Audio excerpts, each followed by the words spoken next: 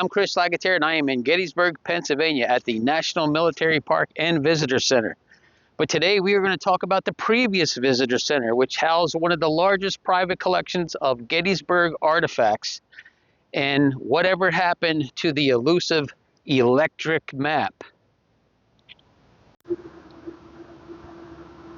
Most of the original artifacts were brought here to the new Visitor Center. But whatever happened to the electric map? I have learned that there were some discussions about bringing the electric map here to this site. There was also some talk about possibly putting it in the floor and covering it over with glass and having it displayed. But that never happened. And eventually, the map was cut up into 4 pieces and hauled away by tractor trailer and taken to a undisclosed secret location in York, Pennsylvania for storage. Okay, so next we're going to take a look at the former site of where the electric map and the previous visitor center was located, and then we're going to be on the hunt for the electric map, where it is today, and how it got there. We're standing near the former location of the visitor center and electric map, just across from the National Cemetery. The Gettysburg electric map was once a beloved attraction that brought the pivotal Civil War battle to life through lights and narration. The building itself was demolished in 2009, leaving the fate of the electric map uncertain. The first version of the map debuted back in the late 1930s. It was later expanded into a massive 27 by 27 foot display that captivated millions of visitors at the old visitor center. The map was built from solid plaster with nails used to create the topography and elevations of the battlefield.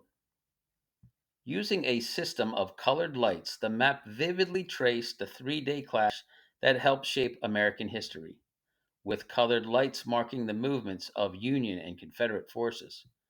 Roadways, campfires, and key landmarks were also illuminated, all synchronized to a 30-minute narrated timeline of the battle. Eventually, the map went up for auction. Thanks to a local Hanover, Pennsylvania businessman, Scott Rowland, this remarkable piece of Gettysburg history was saved and restored.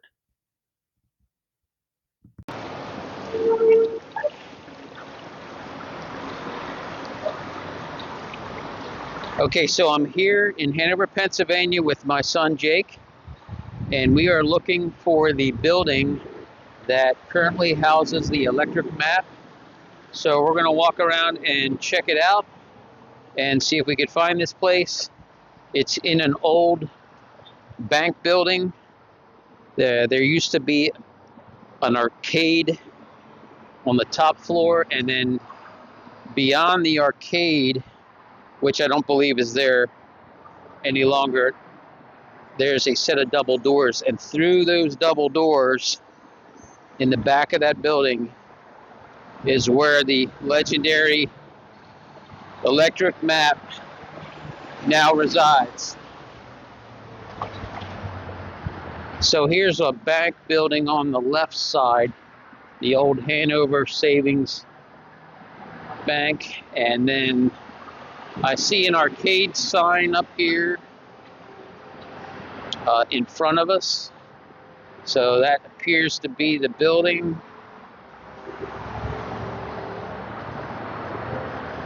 So we're going to make our way and go inside and show you guys where the actual entrance is and how to get up to the electric map. We do have tickets for a show. So I have the golden ticket right here.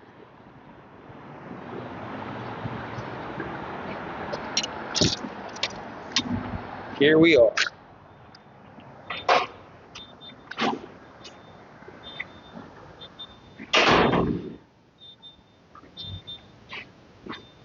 So beyond these doors right here and up the steps lies the electric map. And we're going to go up and see the show. Hope you enjoy. I'm Chris Lancaster. I'm here with my new friend Mark. He is the curator of the electric map. That was the original map that used to be in Gettysburg, and now it's here. So I want to talk to Mark a little bit, and he's going to tell us how the map ended up here in Hanover, Pennsylvania.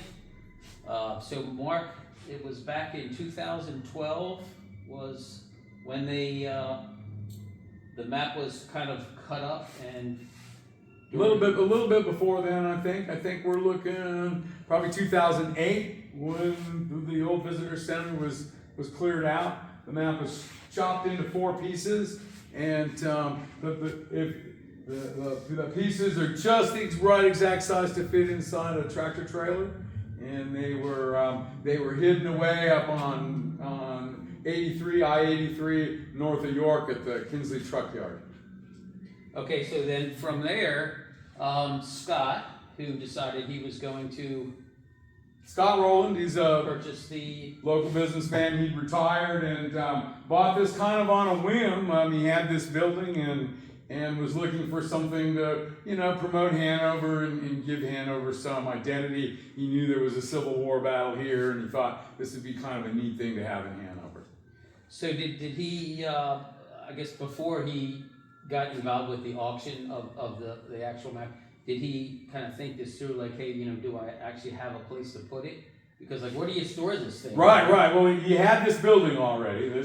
And I think he had the building. He thought, well, this would work really great in the building.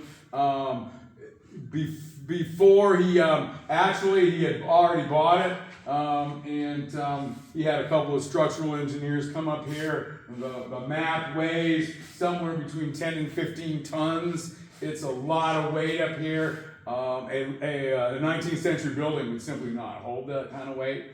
And so 2 structural engineers signed off on, this is, because this building was built in the 1970s, would withstand that kind of load on the floor. Great. Also, describe to us, because they shipped the pieces down here, and then they craned them up to this window back here. And then, so how did they talk us through how they actually got the slabs of the map through the window and then got them into place? It's kind of an interesting process. The window behind you is just barely wide enough for the pieces to come in. And when they had a crane outside that lifted them in the air, when they brought it to the window, they had a device that, I don't know what it's called, I would describe it as a swing set on wheels. It was like kind of an A-frame, and the pieces of the map would fit right into the A-frame, and then they would wheel them over here, and they dropped them down.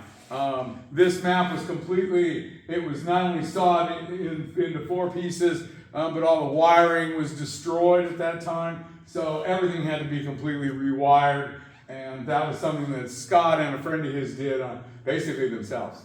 That's pretty amazing, and what a monumental task of putting 4 pieces back together and figuring out where all those wires went to, what they were supposed to be connected to, and taking the old narration of the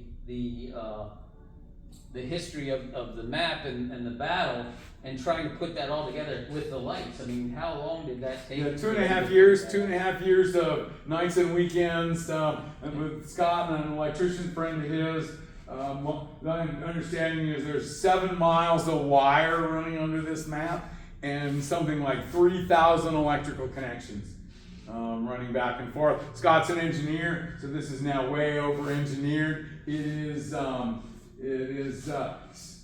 each light has 3 different wires heading to it, built in a little bit of superfluousness. Also, Scott decided that when he bought it, when they saw through it, they left all the wire. And I'll show you a piece of this. This is a piece of the original wire, and you can see they just sawed right through it. So all that was destroyed. Scott, when he rewired it, wired it as 4 separate objects. So the thing comes apart, slides back through the window, and plugs right back in case he ever decided to sell it. Awesome. Incredible. Well, listen, I commend Scott and yourself for everything you've done and putting this back together. It's a fantastic piece of Gettysburg history, and it is here in Hanover, Pennsylvania. Pennsylvania. And Mark, we will share your information on anyone that would like to get tickets and schedule a time to come out here and see the map. Absolutely, it's open by appointment, and we have a Facebook page, Electric Map Battle of Gettysburg, and you can reach us through there, and we're happy to work with you to get your group up here to take a look at it. Awesome, very good. Thank you. Thank Thanks you. again. Appreciate your time. Yep. Okay, that was really amazing. It is just like I remember when I was a kid and my parents used to take us to Gettysburg.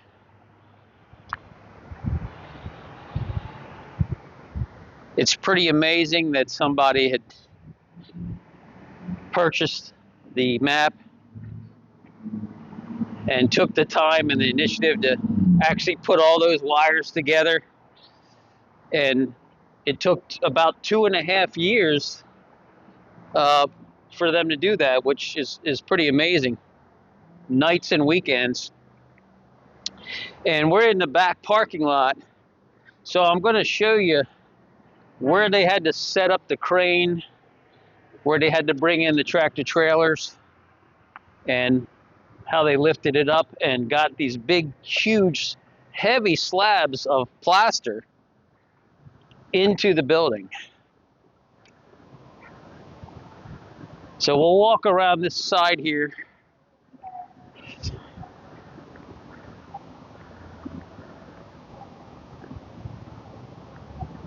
So as you can see, it's kind of a logistical nightmare. It's not a great place to set up a crane. You have all these overhead wires, telephone lines, transformers, power. But that window up on that second floor is where the electric map is. So the tractor trailers came in here, they unloaded it, they boomed the slabs up with a crane, and I believe they had a little bit of help from the green alien on getting these slabs in through that window and set in place. Thanks for watching. I hope you enjoyed the video.